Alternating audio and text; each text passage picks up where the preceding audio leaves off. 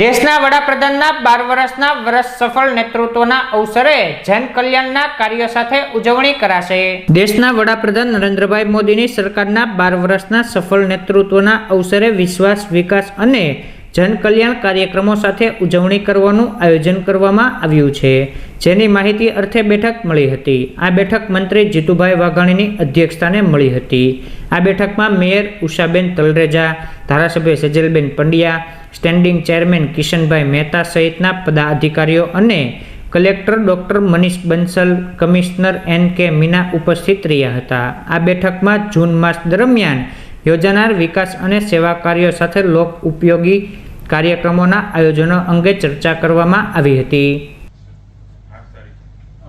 9 તારીખે સર તેની સાથે એમને જોડીને સફાઈનું આયોજન કરેલું છે અને 13 તારીખે સર જે ઔદ્યોગિક વિસ્તારો છે શહેરના GIDC ને એ વિસ્તારમાં પ્લાસ્ટિક કલેક્શન ડ્રાઈવ અને તેનું IC કોઈ સ્વચ્છાગ્રહી હોય, NGO છે સર, એ બધી કોઈ પણ જે આ સ્વચ્છતામાં સારું કામ કરતા તેઓને સર ઇન્વોલ્વ કરીને એક સ્વચ્છતા સમિતિ બનાવવાની છે અને ત્યારબાદ સર દરેક વિસ્તારમાં અલગ અલગ જગ્યાએ સર કરવાનું છે, પ્લાસ્ટિકનું કલેક્શન કરવાનું છે અને તે ફરીવાર યુઝ ન થાય।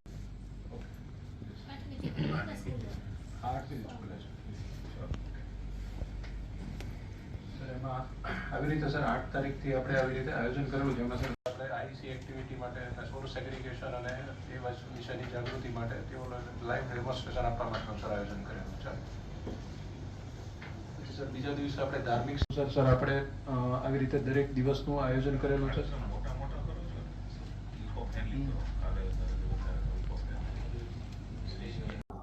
ગઈકાલે જ દેશના યશસ્વી વડાપ્રધાન, જેમણે 12 વર્ષમાં દેશમાં અનેકવિધ વિકાસના કાર્યો કરીને સમગ્ર જનજીવનના અંદર કંઈક વિકાસના ફળો મળ્યા છે એવી અનુભૂતિ થઈ રહી છે।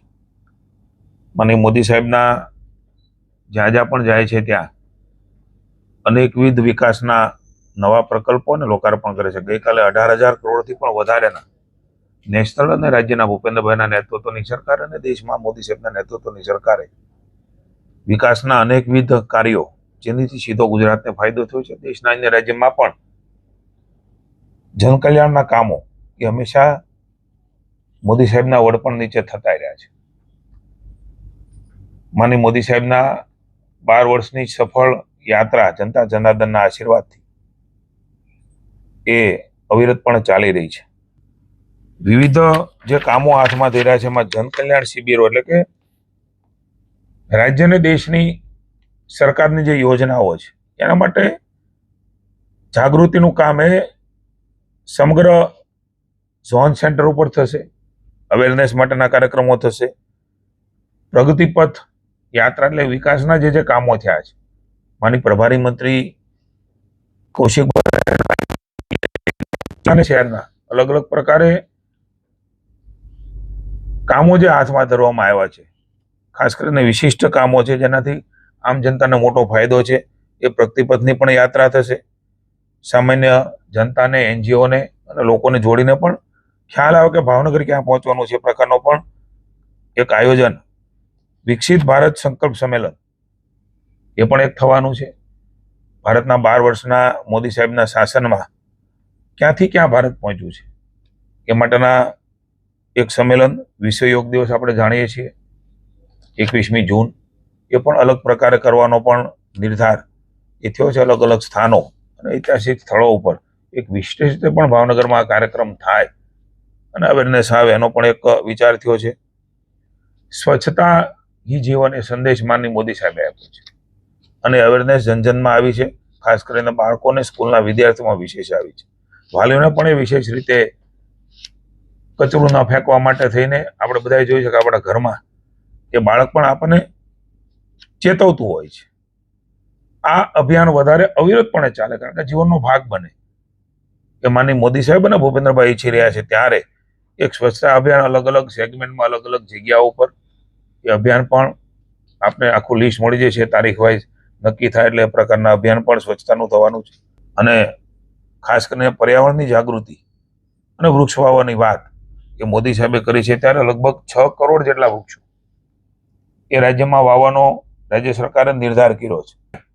અને કદાચ કલેક્ટર અને કોર્પોરેશન દ્વારા જગ્યા મળે તો 100 થી વધારે પણ એકરની જમીન હોય, એમાં પણ એક ખૂબ મોટું વન કવચ એ મેં ભાઈ સદભાવના વાળા વિજયભાઈ નક્કી કર્યું છે. એમાં 8-10 લાખ વૃક્ષો એ વન કવચ ના હોય અને ખૂબ મોટું હરવા ફરવાનું જોવાનું સ્થળ બને.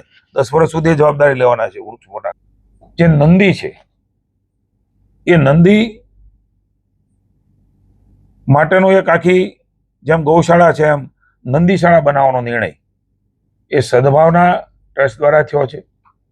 એને જે જમીન જોઈએ 2 કટકે 1 કટકે એ જમીન ગૌચરનું પણ ઉલ્લંઘન ન થાય, ત્યાં વૃક્ષ પણ હોય ત્યાં ગૌચરનું ઘાસ પણ ઉગે. એ પ્રકારે કલેક્ટર ભાવનગર અને કલેક્ટર રાજકોટ 2 પાયલોટ પ્રોજેક્ટ લીધા છે. લગભગ 25,000 જેટલા નંદીઓ એકત્રિત કરવાનો નિર્ધાર એ સદભાવના અને રાજ્ય સરકારનો છે. આ પાયલોટ પ્રોજેક્ટ તરીકે ભાવનગર અને રાજકોટમાં એ નંદીઓની જાળવણી કરવી, સાચવવા, રાખવા, જે રોડ ઉપર જેનો ઉપયોગ નથી ને રખડતા હોય છે, આવો એક નિર્ણય એ રાજ્ય સરકારે કર્યો છે અને કેબિનેટમાં માનનીય મુખ્યમંત્રીએ સૂચના પણ આપી છે.